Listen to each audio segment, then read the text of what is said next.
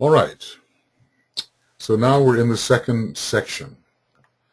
We have discussed the decanates as they might apply to the long-lasting physical and emotional stages of the man. I suppose it's possible to be born many, many times over the millions of years it takes to work through those first two petals, to be born in the sign Cancer and in the different decanates. Incarnations would be rather rapid. But there is some degree of emotional sensitivity growing. I think I may have, yes, okay. Well, increasing emphasis upon the emotional nature over here. I'm going to say that. And prisoner of the emotional body, but greater light comes into the emotional body from Venus, and there is refinement of the emotions. All right. Now, we'll go on to the mental personal phase.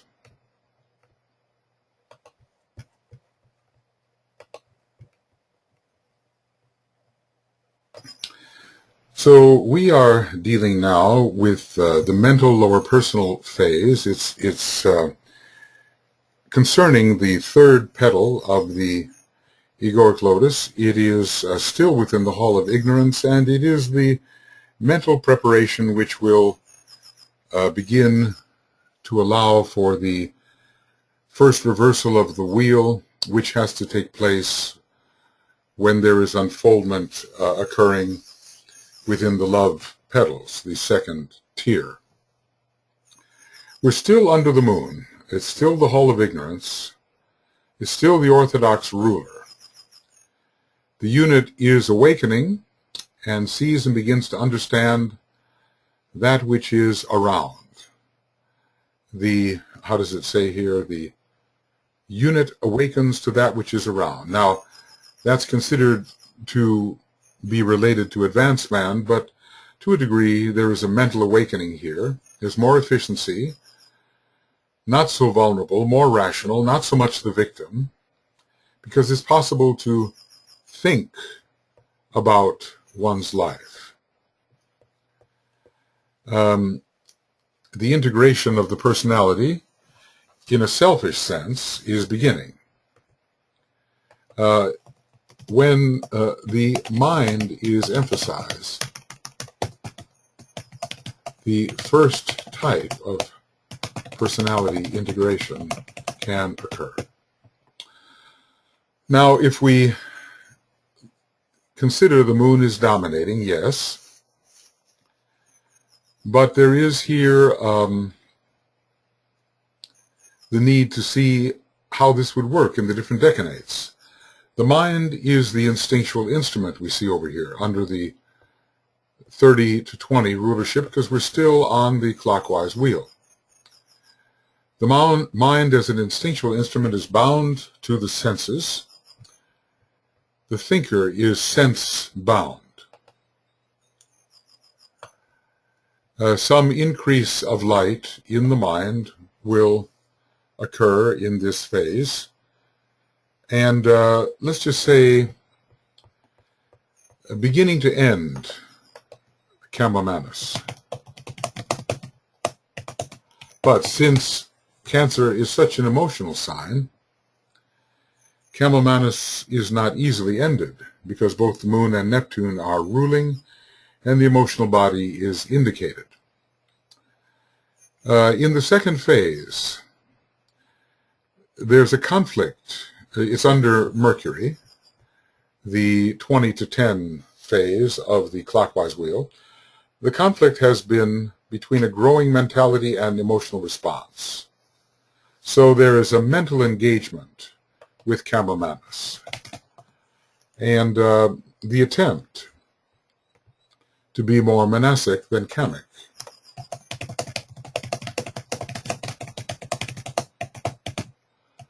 Mercury is the ruler there, and the struggle continues between Mars as the ruler of both the emotional nature and the mental nature. We remember that under Scorpio, Mercury is very powerful, not only because it's the hierarchical ruler, but simply because it's engaged in the process of achieving detachment from the emotions and also of creating the more illumined mind. This is a discussion in the Scorpio chapter on the two powers of Mercury, not yet even the hierarchical power, but the two preliminary powers of Mercury in Scorpio, and hence in the sub-Scorpio decanate, Mercury would be strong. Now we move into the Cancer decanate per se, and Venus is involved. The mind begins to clarify and expand and emit light under Venus. And I think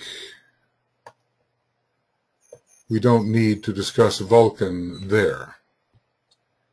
Let's just say that the intellect becomes sharper. And lucidity and the fifth ray have their effect in creating a more independent mental field. So we are preparing to reverse the wheel. Lucidity.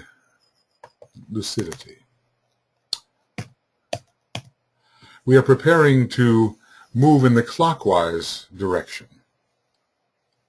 Counterclockwise direction, excuse me. Preparing to move in the counterclockwise direction. And we enter a different phase. We're into this aspirational, higher personal phase of the personality integrating under the direction of the soul and aspiring towards the higher of the pairs of opposites. Now, interestingly enough, Cancer is to be considered one of the rulers of the fourth petal. Gemini of the third, Cancer of the fourth, when the higher of the pairs of opposites can slowly come into recognition. From the time we're dealing with this reversing wheel, from the time we're moving in the counterclockwise direction, which is the way we normally consider the signs to be moving, or the progression of the signs, we can take into consideration this higher of the pairs of opposites. We are now advanced man. We are the aspirant, integrating first in a higher way. Perhaps there's a stage of selfish integration here, but gradually it becomes the kind of integration that leads to aspiration, and the higher aspect of the personality begins to develop. So let's consider that Neptune is coming in as the esoteric ruler, and the unit awakens to that which is around and above. And I want to say, and within. Because Cancer is one of the sensitive signs, and it reveals sensitive vibrations, the presence of different types of energies which only sensitivity can access. Neptune is the great revealer of those types of more subtle vibrations. So above, within, and the personality aspires. Now we are not moving from 30 to 20, 20 to 10, and 10 to 0. We're moving from 0 to 10, 0 to 10, 10 to 20, 20 to 30. So we're in the Venus decanate, according to Safario.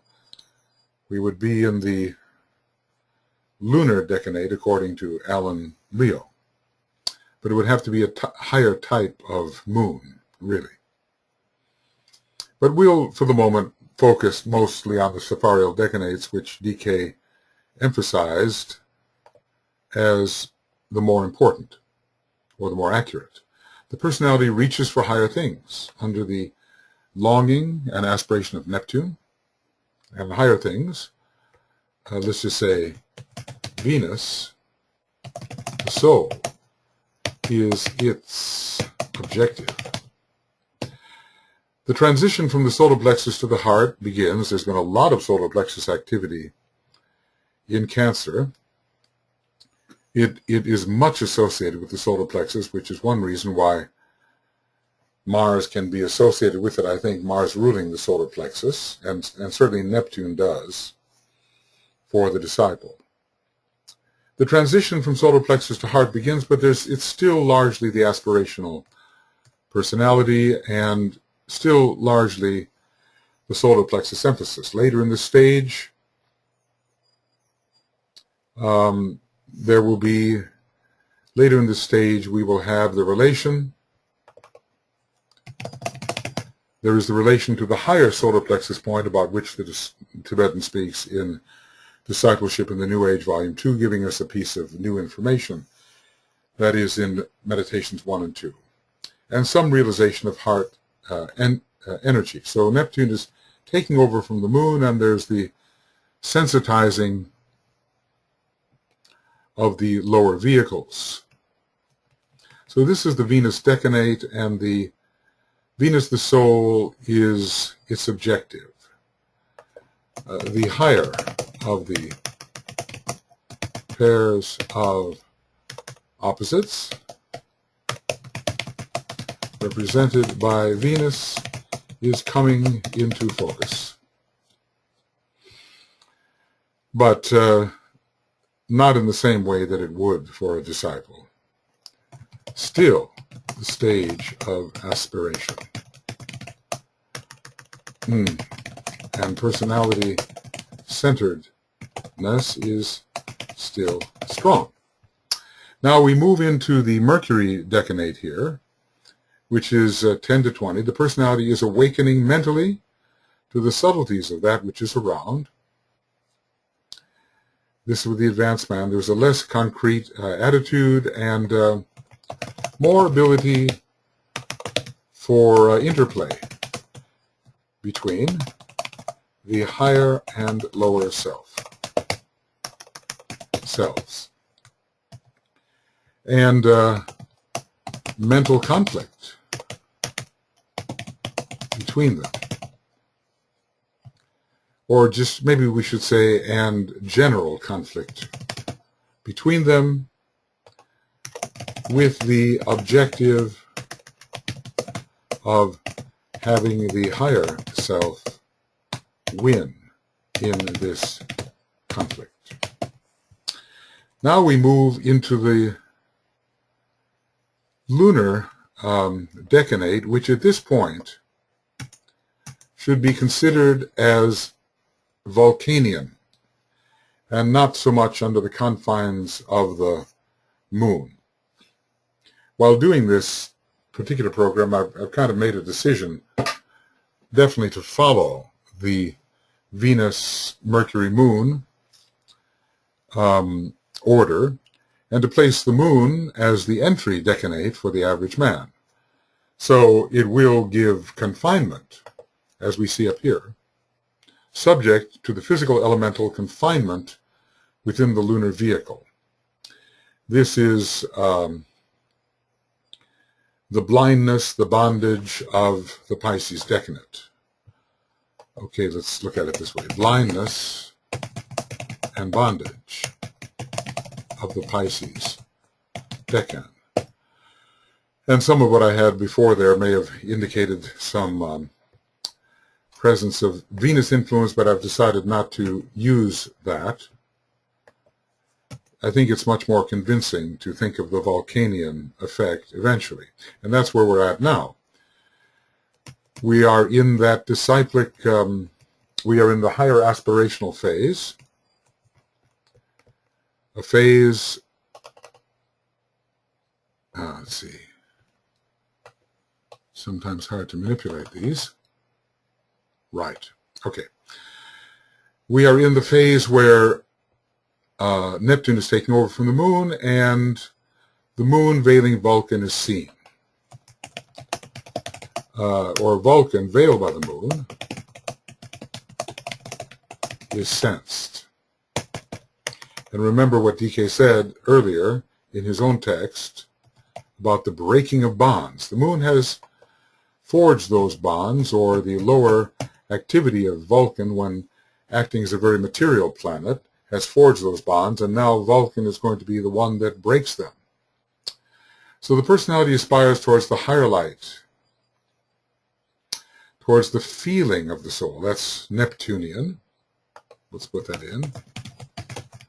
Personality seeks expansion into the light and into more refined energies. This would be the Jupiter phase of the Alan Leo decanates, with Jupiter as the ruler of Pisces, and some freedom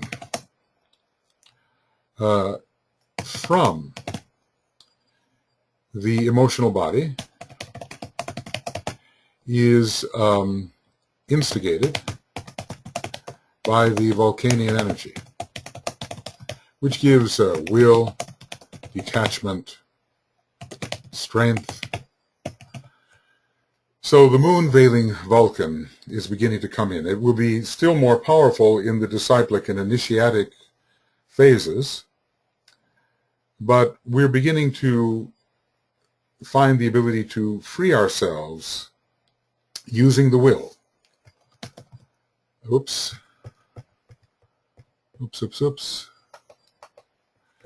To free ourselves using the will from the tendencies to confinement. To free ourselves using the will from the tendencies towards lunar confinement. Okay, we aspire, we're integrating under the soul. The influence of the soul is part of our integration process. We're integrating with the soul. And so it is somewhat of a fifth petal process. The fifth petal may still be involved in the next one as well. It's the disciplic soul process. And how have I discussed that above? Let's see. Yes, the stage of the probationary initiate. Here. The one who is taking not the third initiation, but initiations before the third initiation. Neptune is now the esoteric ruler, and the disciple is much more sensitive. Under Neptune as the esoteric ruler, there is the longing. I always use that word longing, reaching out over a great distance when thinking of Neptune. There is the longing for the soul state, increasing compassion for humanity. We remember that for the disciple and initiate, the word humanity is found on page 332. Here it is, humanity. We don't quite yet see the whole as one, but we're starting at least to see humanity as one. There is the growing awakening of the intuition, because Neptune is that kind of planet which reveals the normally unseen. The beginning of the sensing of the wholeness, and we can call it particularly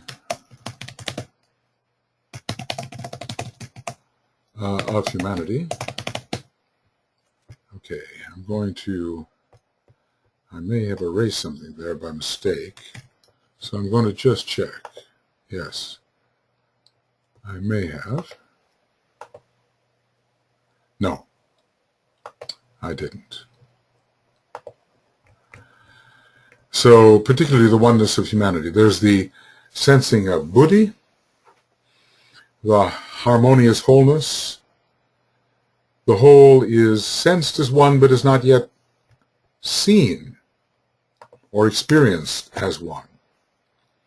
There is still my soul and thy soul, but at the end of this stage, there will be no my soul or thy soul. There will only be the soul. So here we are again. The 0 to 10 is ruled by Venus, according to Tibetan.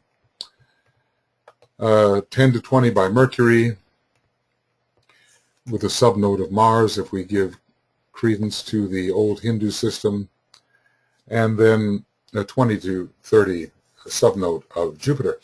In the Venus decanate here, the lunar vehicles, all of them, are open to the reception of higher energies.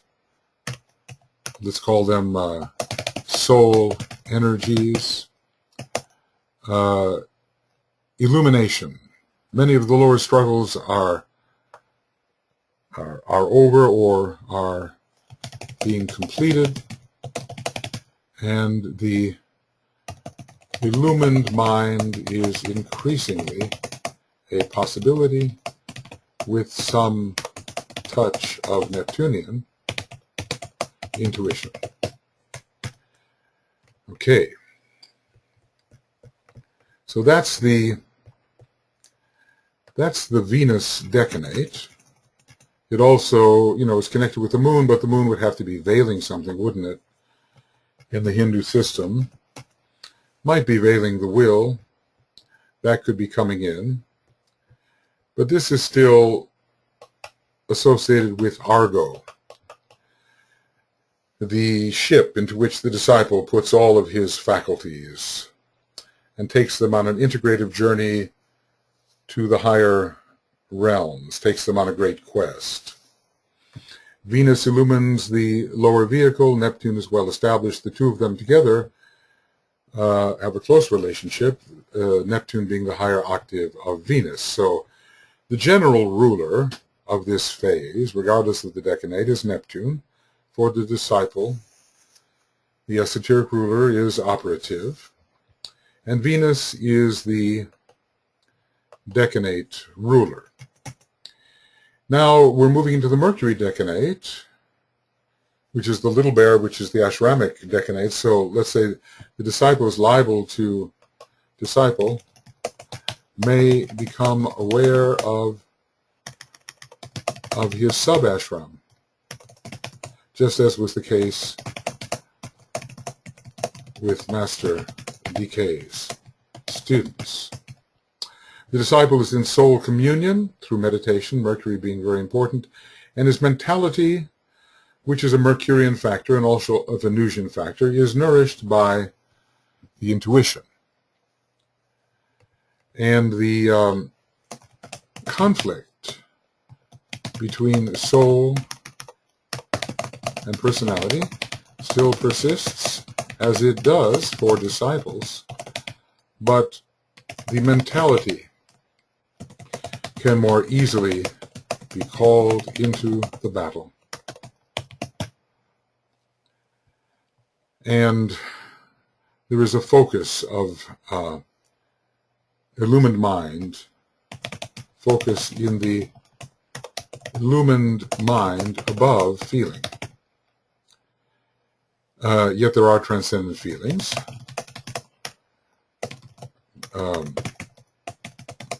Feelings due to Neptune. All right. So that's the Mercury phase. See, the conflict is always rising, isn't it? That's really what's happening. The conflict changes the combatants, changes the focus of those which are contending. So Mercury and Mars, Mercury rises, and Mars, which would be the Hindu ruler of this decanate, subsides, except as aspiration. Now we're moving into the Pisces phase for the disciple. The sense of the one humanity is growing, and so is the inclusiveness, let's just say, of Jupiter and Neptune, in towards universality, not completely, we'll save that for the initiate. The moon, veiling Vulcan, is the ruler, and the will of the soul and of the greater ashram is making its presence felt. So the person, the individual, is in touch with the will of hierarchy. That's under the moon veiling Vulcan. We have not yet achieved the complete wholeness of the whole is seen as one. But we will do that as the initiate in Cancer. Now, of course, what's really important is that we find people that are at these stages and are responding to these types of energies. That is very important. Otherwise, we cannot make an accurate study of the effect of these various phases. You see, astrology is complex. In general, you have to know the phase through which a person is passing, the general evolutionary phase. Now we're in the Neptunian phase, veiled by the moon, and the expanded sensitivity is great. It's not just insularity, encapsulation, isolation, blindness, instinctuality, and separativeness. That's an early Cancer phase, very definitely insular. We're reaching out to that which is around in many respects, around psychically. We're reaching out to a wider environment under Neptune. We're reaching towards consciousness of oneness. At least we're having the sense of the unity of humanity, maybe not quite yet the unity of the whole, or the unity of the planet. Then we move into the initiatic or monadic stage. This is the true initiate. It's still under Neptune, but this time as the hierarchical ruler. So it's a still more sensitive Neptune. The whole is seen as one, and this is Buddhic. And it is becoming monadic because the heart and the head center, if you will, is the major head center, according to the Tibetan, and it has a very strong connection with Pisces, with Neptune, suggesting almost that the summation, the final synthesizing planet in our solar system might well be Neptune. Uranus perhaps in the next, which will be a more first-ray system in which the personality ray of the solar logos will be the first ray. I hypothesize. A system of will. Right now, the personality ray is the second ray, and that's a big hint that it may be moving to the first ray in the next solar system. So here we are under Neptune with this oceanic sense of wholeness. Humanity is known as one, the planet is reckoned as one, the solar system is seen as one, everything, the embrace of the whole is found as a Cancerian factor. Engulfed by the one life, in triadal and monadic consciousness, one unified vehicle, and the bodies realize that they are essentially spirit soul. But I should say more. I wrote these little epitomes concerning the rulers of the decanates over a different period of time and learned as I went, and am still learning. So there is causal consciousness and that which tends to go beyond it. Venus is the soul, causal body, and the consciousness is focused there, and via the Antakarana can enter a triadal perception and monadic registration. So it's Neptune over Venus. We have the luminous soul and the Buddhic consciousness merged. Now we enter the phase we would call Mercurian. Mars has slipped away. We're not dealing with Mars anymore. Strongly Buddhic emphasis because Mercury is one of the co-rulers of the Buddhic plane. We have the compassion of Neptune and the transcendental mind of Mercury, especially when combined with Neptune, we have pure reason. In the light of the little bear with Polaris at the present time as the pole star, but the little bear has Polaris, with Polaris as its tail. So there is a sense of direction and orientation here, a sense of being able to really see, because Mercury restores sight to the blind. So there's the blending of Buddhi and of Manas, strong intuition and insight, conquering illusion, because this is the Scorpio decan. Now, obviously, real study of the inner psychology of people with these indications is needed, and the way that these things have worked out in their life. This is just the beginning. Finally, in the last phase, which is 20 to 30 degrees, we're in the initiatic monadic phase, the fusion of Atma and Buddhi within the monadic presence. The whole is seen as one. There is control of the personality and soul by the spiritual will. And the sense, increasingly, I am the monad and thus the whole.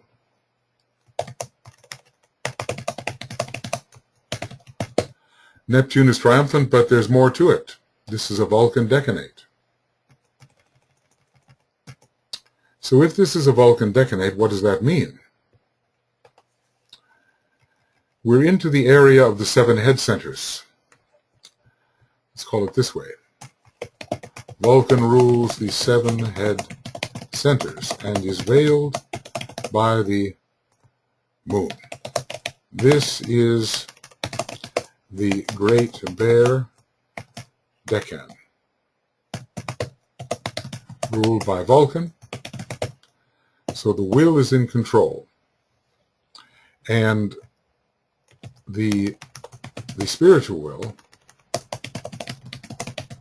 is correlated here to Vulcan. So finally, the will is the controller, the dominating force. The 7 head centers are at work.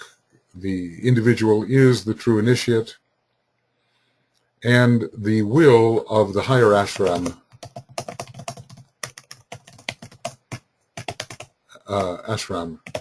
controls. Shambhala coming into focus. All right, well, these are some ideas that can be used as seed ideas in a closer study of these decanates. DK simply began by talking about the story as one of mind, conflict, and form life. And really, if you look at those 3, form life comes first, conflict arises, and the mind is growing in power. It's really Venus, Mercury, Moon, but the Moon comes first. And then we're led from Venus to Mercury and then back to the Moon, only the Moon is Vulcan. So that is, the organ of illumination is the mind, so that's mental control under Venus in the counterclockwise first decanate. The building up of strength, as is so often the case under the Scorpio influence, in the second decanate, and then the breaking of bonds That's so Vulcanian. It's not Venusian at all. The breaking of bonds which the processes of incarnation have forged. And the moon represents that way that Vulcan works when it is simply serving the lower elemental life. I think that's pretty accurate, certainly sufficiently useful. Now we can go on.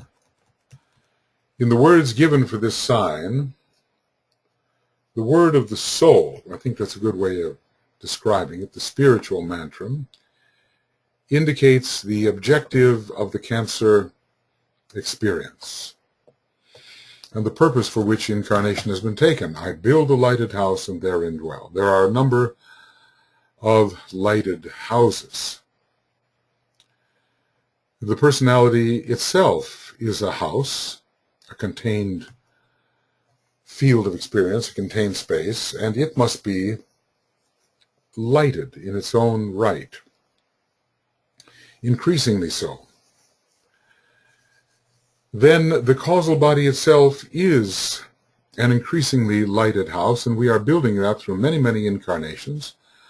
And as the causal body and the personality begin to interact, or the soul through the causal body, consciousness through the causal body and the soul, and the personality, both the lightedness of the causal body begins to show itself within the personality, in the soul-infused personality. There is, strictly speaking, personality light, which grows, but there is also the light of the soul-infused personality, and that's what we want to create. Finally, we are building our true home, though temporary, on the higher mental plane. It is a lighted house, and there our consciousness can dwell in the presence of spiritual light, spiritual love, spiritual sacrificial will. The consciousness can live in that state. And it is truly a house that we have built due to our labors in these lower worlds. Are we also building the monadic vehicle in any sense? We seem to be building the triadal vehicles. Those vehicles exist in embryo, but when the emphasis via the antakarana begins to be there, they begin to flourish and take on that which is bestowed upon them by the mind of God, the love of God, and the will of God. I'm not sure how much there is of a strictly personal nature in those vehicles, but there is something of an individual nature within the monad, because the monad has its own distinctive history, not much discussed by DK, which has over many millions of years and much longer period than that been pursued. So we all have a distinctive monadic history. We may have been, many of us, traveling together in different heights and spaces, even before the Earth, but we are distinctive monads from different planetary centers. And while our home may be within the sun, within the solar logos, we cannot tell whether our ultimate home should be considered there. There are other monadic repositories from which we may have emanated. The whole question of the descent of the monad, its history, its experience before swinging into this earth evolution, is extremely veiled, but you can infer that we all have a distinctive monadic history, and that somehow that distinctive monadic history and the structure of our monad, or the structure found within our monadic vehicle, somehow impresses itself and gives us stamp of a particular word or vibration or name upon the triadal vehicles and upon the causal vehicle and even upon the personality vehicles in an attenuated form. So there are many lighted houses to build, but the ones that we are most concerned about is the lighted personality, the lighted soul-infused personality, and finally the lighted egoic lotus, which shines forth as a great center of brilliance and quality, waiting to be destroyed with all of its quality transferred into the triadal vehicles, thereby adding to their particular distinctness. Because if each of us has had different experiences here below, the causal body is destroyed and the qualities we have built are transferred into the triadal vehicles, into the triadal permanent atoms, and thus into the vehicles, well, then we will have some triadal distinctness as well, will we not? The temporary method of the personality is also clearly given when we are told that the word proclaimed by the soul as it takes incarnation. Now, this is so good because it's kind of hard to know what to call that second mantram, or maybe sometimes it's listed as the first mantram. But there's a word proclaimed by the soul as it takes incarnation. I think I'd really like to remember that. Maybe you should too. Go forth into matter and let other forms exist, I rule because I am, and all of that is the word proclaimed by the soul as it takes incarnation, not the word claimed by the soul as it is returning. And this word is, let isolation be the rule. And yet the crowd exists, and yes, mass consciousness exists. And yet all of these apparently isolated units are functioning according to the same instinctual impulses coming from the physical vehicle and from the etheric vehicle as it carries physical energy. So many are lumped together, but they do not see their oneness. And within that crowd, they are isolated. And gradually isolation is overcome as the unit awakens to that which is around through the increasing sensitivity of Neptune. Okay. Well, there's much to be discussed here. I kind of hesitate to begin the Gemini chapter with only, less than 15 minutes to go. It might be better to do a little bit of review from the beginning of this chapter.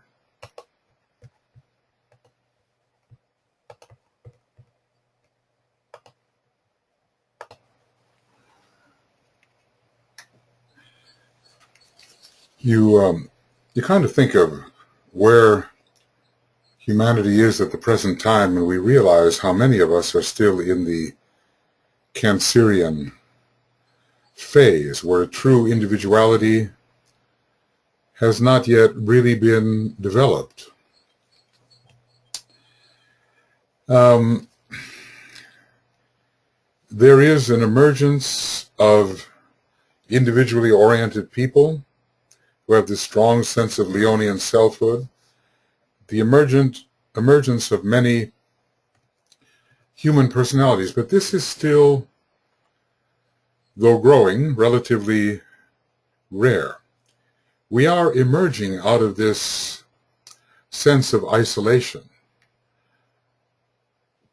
and of the mass and of the tribes. As a matter of fact, there are conflicts going on right now on our planet between people who still have a very tribal consciousness and consider their religion in tribal terms, and those who have emerged into a state of self-determination and are not being compelled by totalitarian methods which force all to do the same thing.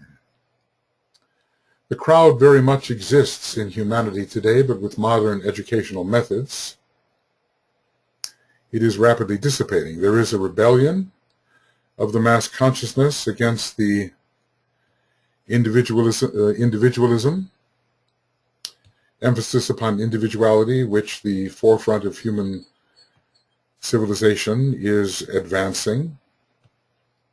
Well, let's say I'm not speaking here of the true disciples and initiates, I'm saying the the millions of modern human beings. They are advancing a system in which the individual has value, not just the state, not just the totalitarian religion, and so forth. The Tibetan goes on to say here, this sign can carry deep meaning to all.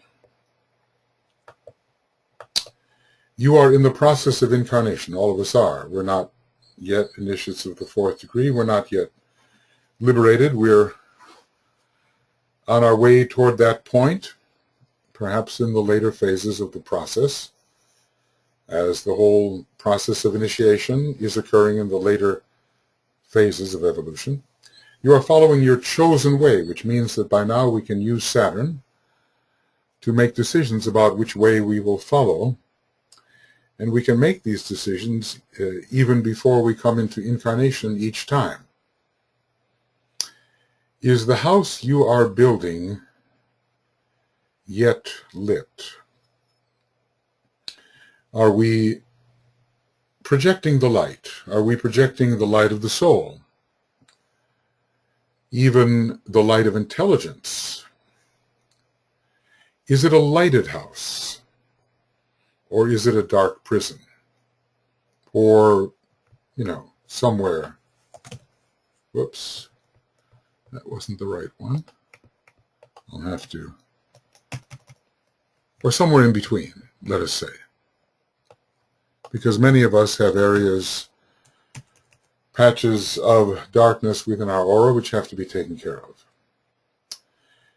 For many people it is a dark prison. You read about this all the time. People in a benighted stage of consciousness who do terrible things in ignorance. Is the house you are building yet lit, or is it a lighted house?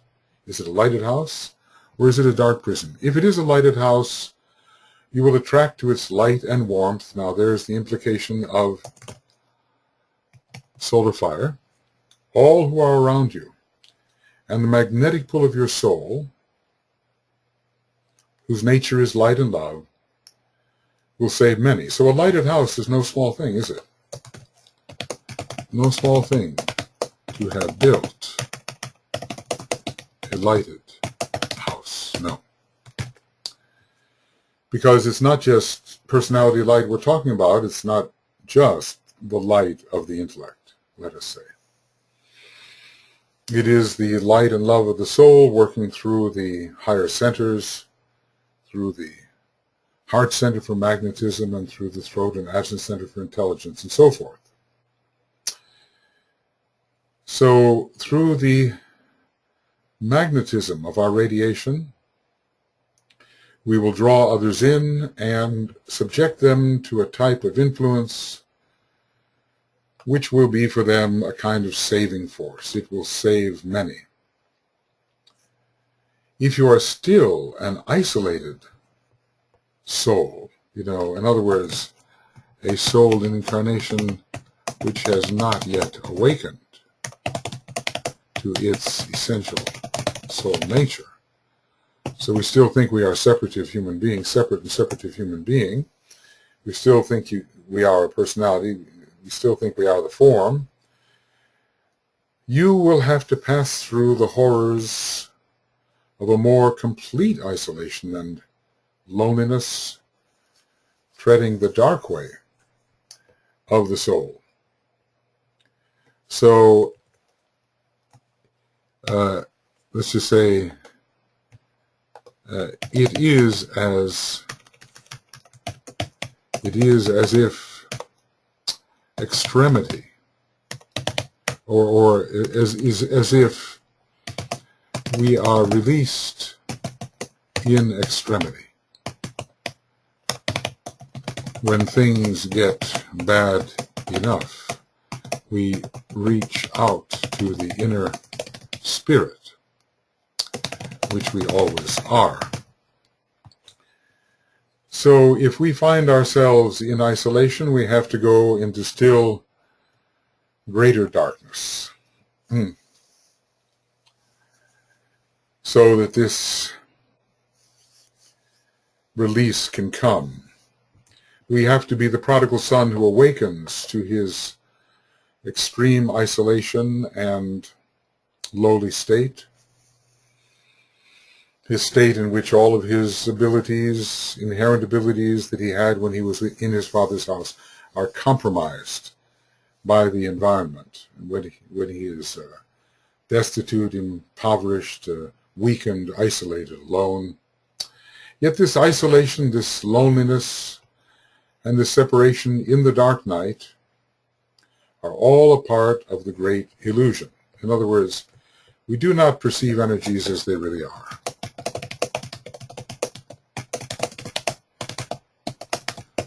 We have some kind of construct here that is reflected into our consciousness because human nature is what it is. These forms are all a part of our perceptual apparatus, and other types of perceivers would perceive differently. We are in an illusion in which the thing in itself, the true energy, is not perceived by the average man. It takes the high initiate for that to begin to happen. So isolation, loneliness, separation reminds one a bit of the fourth ray, which comes so prominently through the sign Cancer, through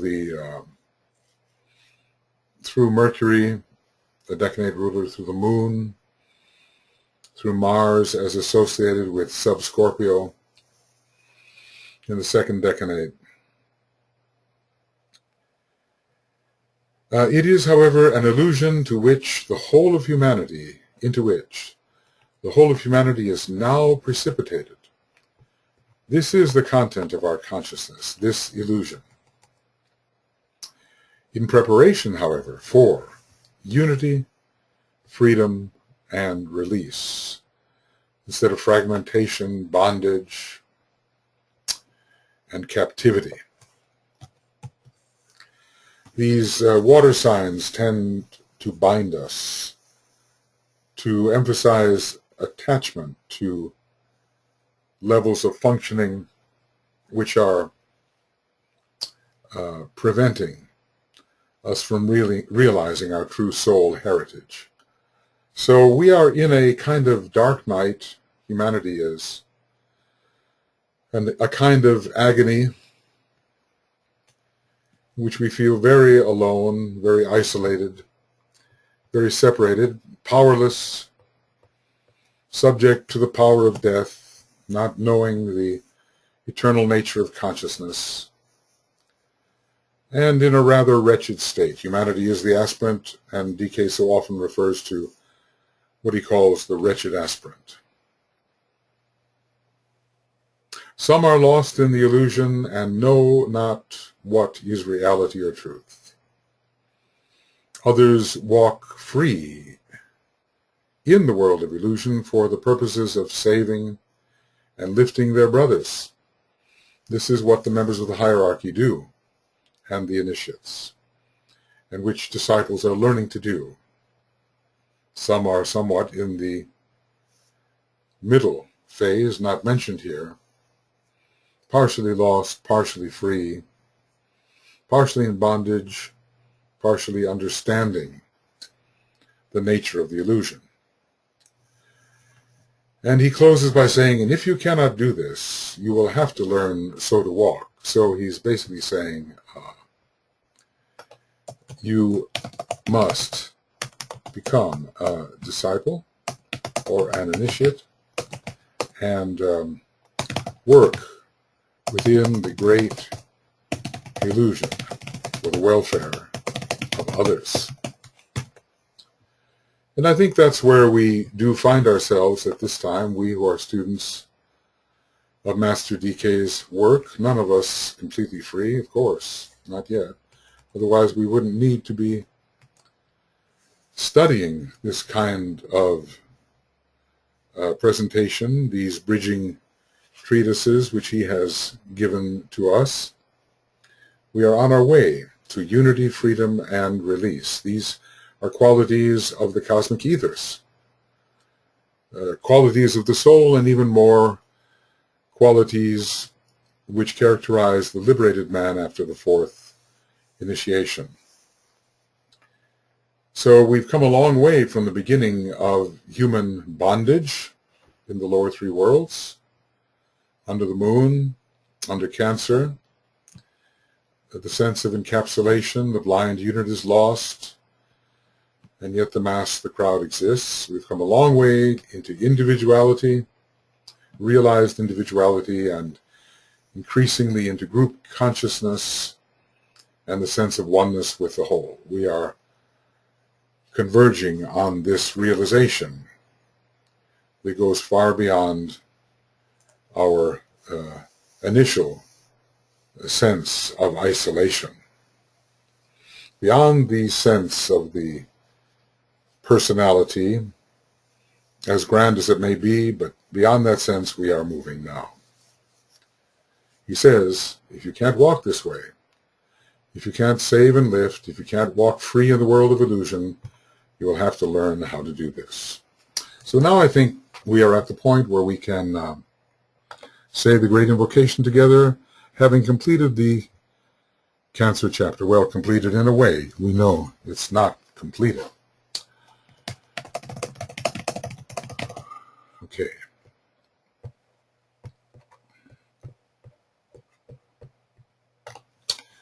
So, the great invocation.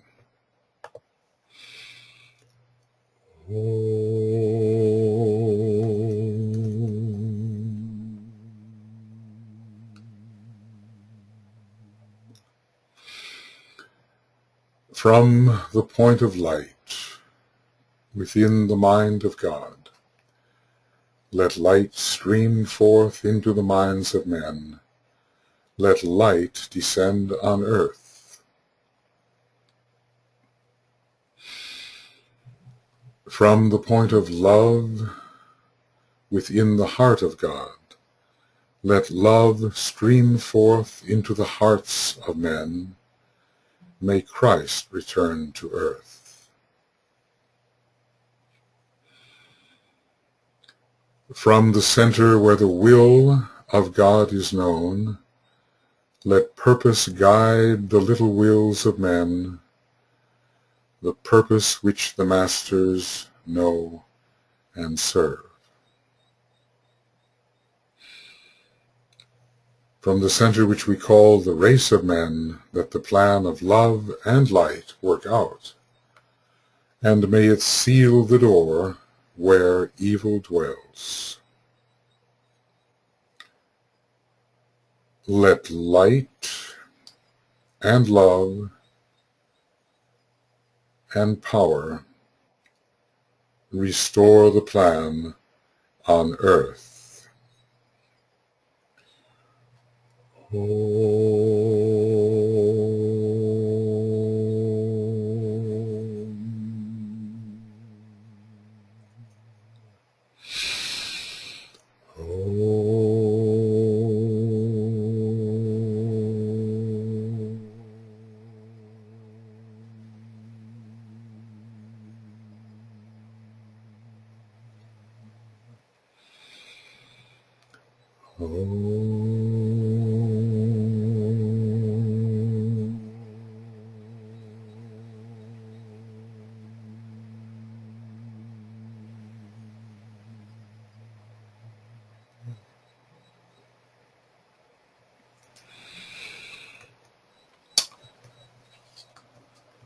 Okay, friends, we've now come to the end of Esoteric Astrology Adventure 100B, and we are on page 343. And I think I will continue in this 100 series with beginning of Esoteric Astrology Adventure 100C, Gemini, page 343. A little more convenient than stopping the whole process and having to convert the files and, send them to you separately and so forth. But at least we managed to round out this second of the 100. Well, it's not the 100th program, really, but the number 100 with the end of the Cancerian chapter. So we will move on to the discussion of Gemini. We have 2 more signs left. We are proceeding in clockwise order.